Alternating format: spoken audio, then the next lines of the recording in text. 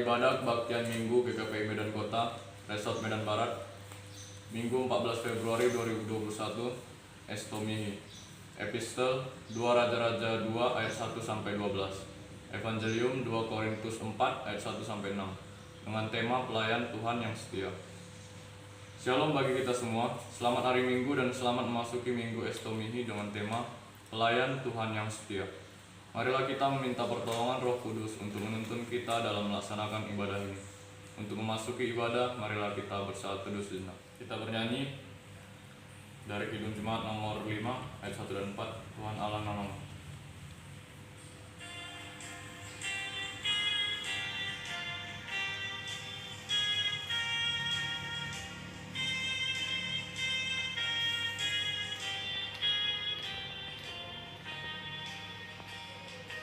Tuhan Allah namamu, kami puji dan masyurkan, isi dunia sujud di hadapan-Mu ya Tuhan.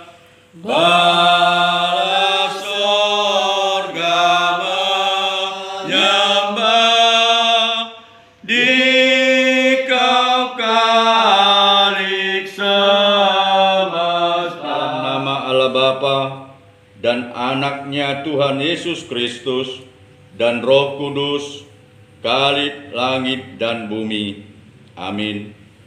Sebab memang sesuai dengan keadaan Allah, yang baginya dan olehnya segala sesuatu dijadikan, yaitu Allah yang membawa banyak orang kepada kemuliaan, juga menyempurnakan Yesus yang memimpin mereka pada keselamatan dengan penderitaan. Haleluya. Haleluya. Haleluya. Haleluya.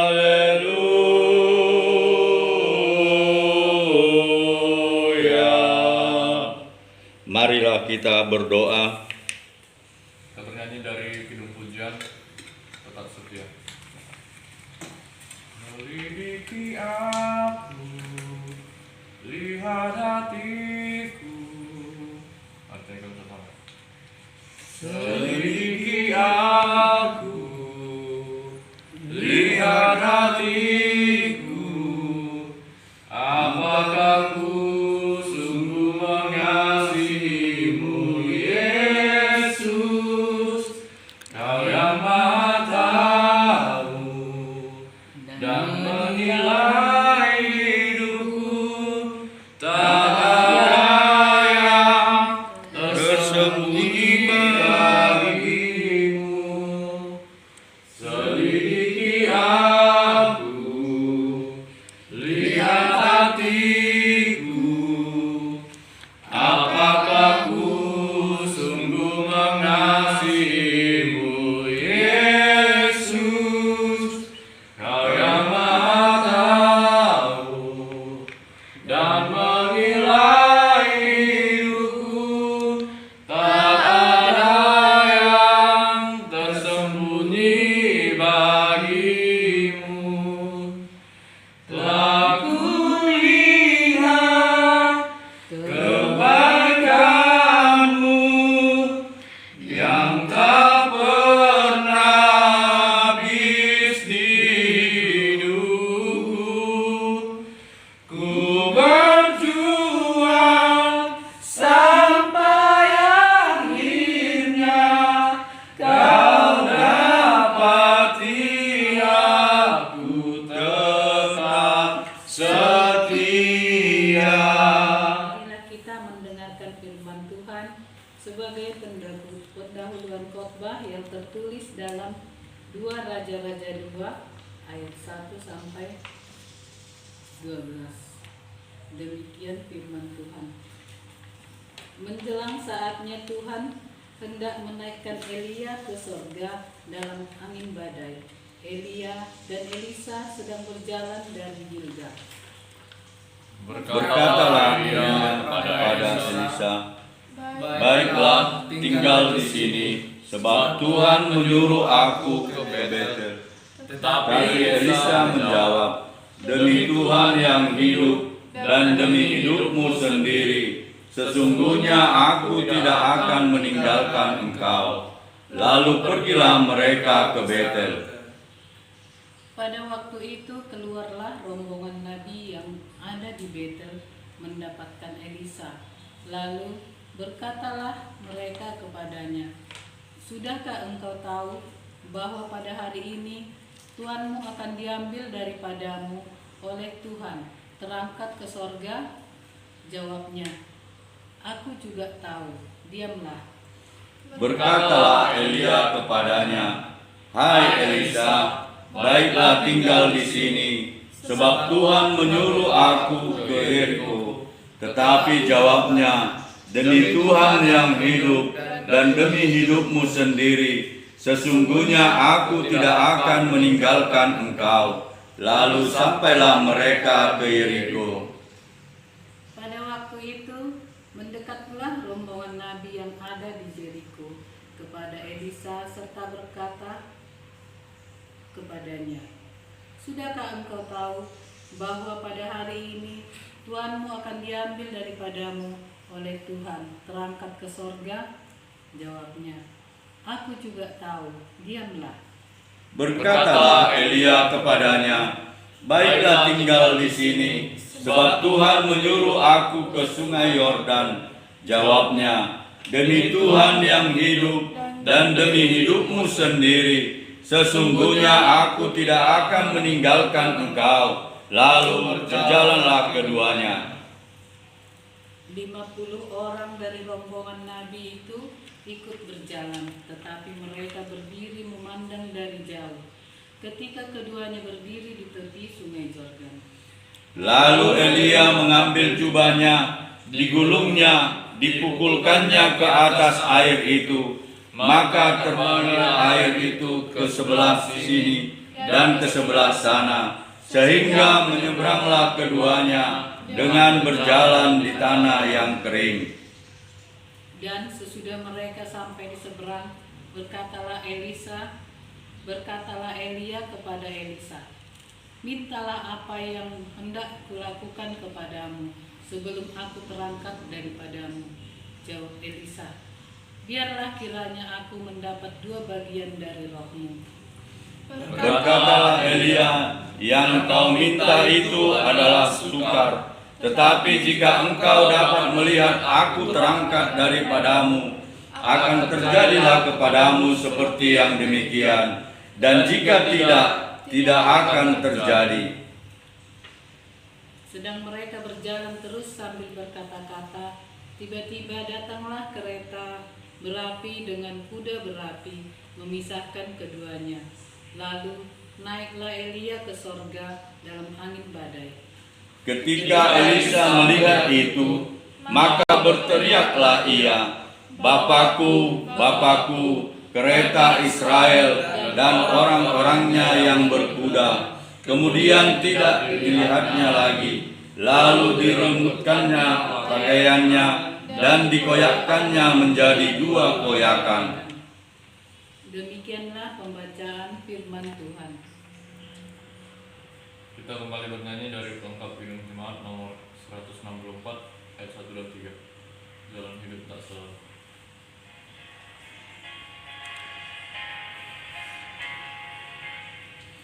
Jalan hidup tak selalu tanpa kabut yang pekat, namun kasih Tuhan nyata pada waktu yang tepat. Mungkin langit tak terlihat oleh awan yang tebal, di atasnya lah membusuk langit kasih yang kekal. habis surya tanpa pelangi, bagi janji yang teguh, di balik duka menanti, pelangi kasih Tuhanmu. 2 Korintus 4 ayat 1 sampai 6. Harta rohani dalam bejana tanah. Oleh kemurahan Allah kami telah menerima pelayanan ini. Karena itu kami tidak tawar hati. Tetapi kami menolak segala perbuatan tersembunyi yang memalukan. Kami tidak berlaku licik dan tidak memalsukan firman Allah. Sebaliknya kami menyatakan kebenaran dan dengan demikian kami menyerahkan diri kami untuk dipertimbangkan oleh semua orang di hadapan Allah. Jika Injil yang kami beritakan masih tertutup juga, maka ia tertutup untuk mereka yang akan binasa, yaitu orang-orang yang tidak percaya, yang pikirannya telah dibutakan oleh ilah zaman ini, sehingga mereka tidak melihat cahaya Injil tentang kemuliaan Kristus, yang adalah gambaran Allah. Sebab bukan diri kami yang kami beritakan, tetapi Yesus Kristus sebagai Tuhan, dan diri kami sebagai hamba-Mu karena kehendak Yesus. Sebab Allah yang telah berfirman, dari dalam gelap akan terbit terang. Ia juga yang membuat terangnya bercahaya di dalam hati kita, supaya kita beroleh terang dari pengetahuan tentang kemuliaan Allah yang nampak pada wajah Kristus. Amin. Pelayan Tuhan yang setia diambil dari 2 Korintus 4 ayat 1 sampai dengan 6.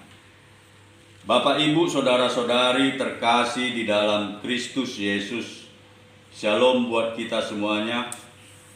Ada istilah mengatakan,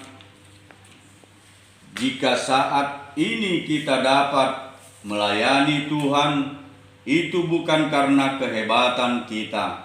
Kita melayani karena kemurahan Tuhan. Jika saat ini kita menjadi orang percaya, itu bukan karena kehebatan kita, tapi semata-mata karena kasih karunia Tuhan. Istilah yang mengingatkan kita kembali bahwa kehidupan kita tidak terlepas dari kemurahan Tuhan. Istilah ini juga mewakili kesaksian Paulus dalam surat-surat yang ditulisnya kepada jemaat-jemaat Tuhan, bahwa kemurahan Tuhan telah membuka mata hati hidupnya. Kemurahan Tuhan adalah titik tolak bagi Paulus untuk mengalami perubahan, hingga akhirnya ia menjadi rasul yang luar biasa. Bapak, Ibu, saudara-saudari yang terkasih, perjuangan Paulus untuk menjadi pelayan Tuhan tidaklah mudah. Kota Korintus merupakan kota perdagangan yang makmur. Paulus juga harus berhadapan dengan rasul-rasul palsu, pekerja-pekerja curang yang menyamar sebagai rasul-rasul Kristus. Paulus juga sempat mengalami pertikaian terhadap golongan orang yang memfitnahnya.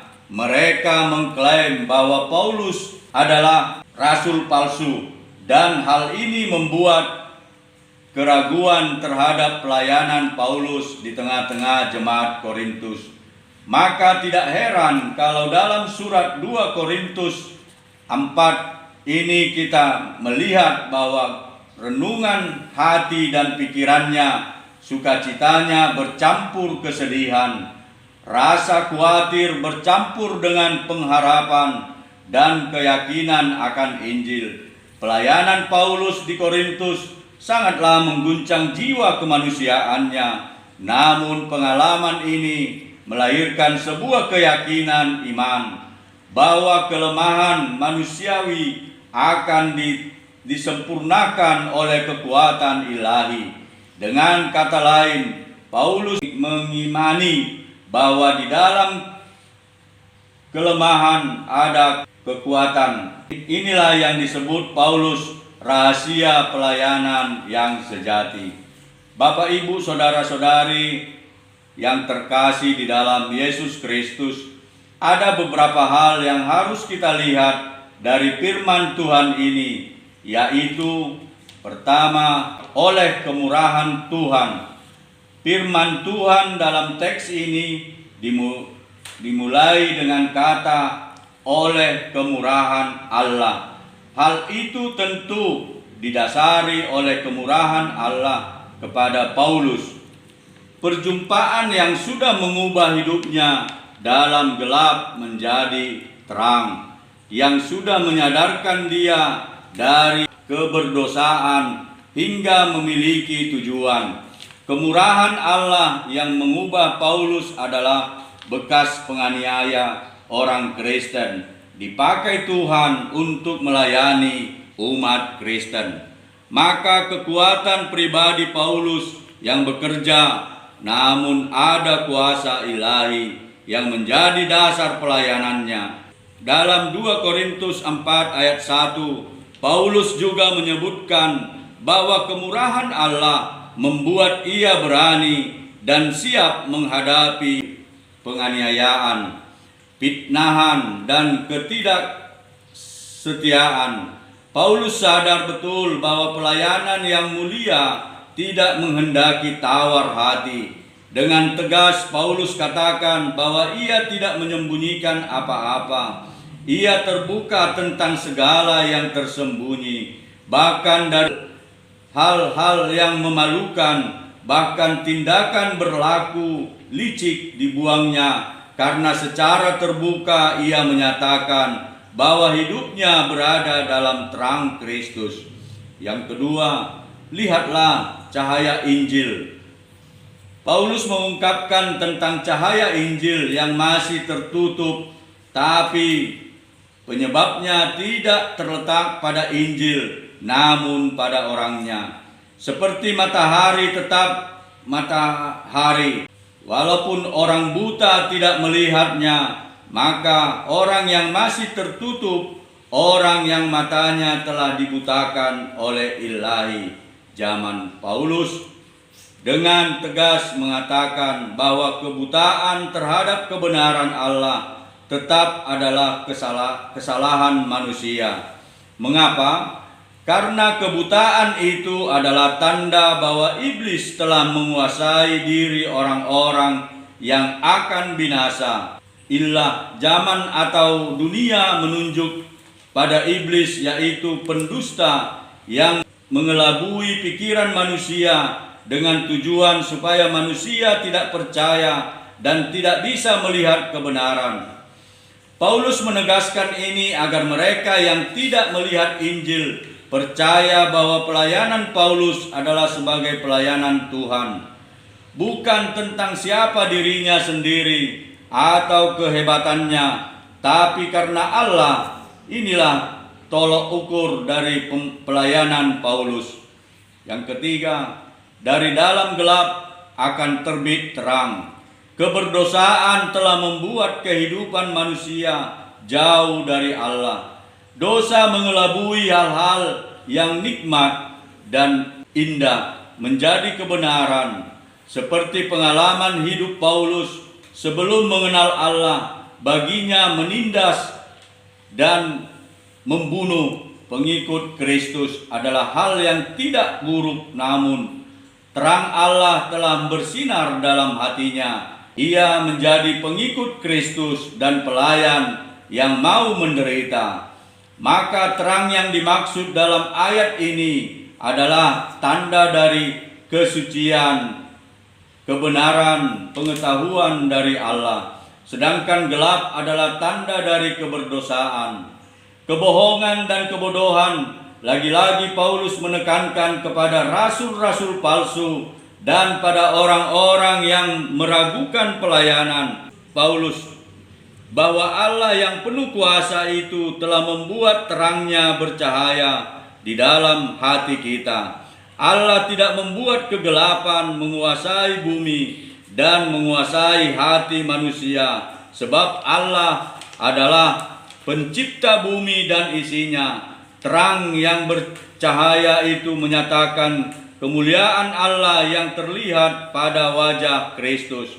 Bapak, Ibu, saudara-saudari terkasih di dalam Yesus Kristus, pelayan Tuhan yang setia menyatakan ketetapan hati untuk menderita, kemurnian di dalam setiap pelayanan-pelayanan, dan bergantungan penuh kepada Sang Pencipta. Marilah kita bersukacita dengan penghiburan ini. Ingatlah apa yang telah kukatakan kepadamu, seorang hamba tidaklah lebih tinggi daripada tuannya. Jikalau mereka telah menganiaya aku, mereka juga akan menganiaya kamu.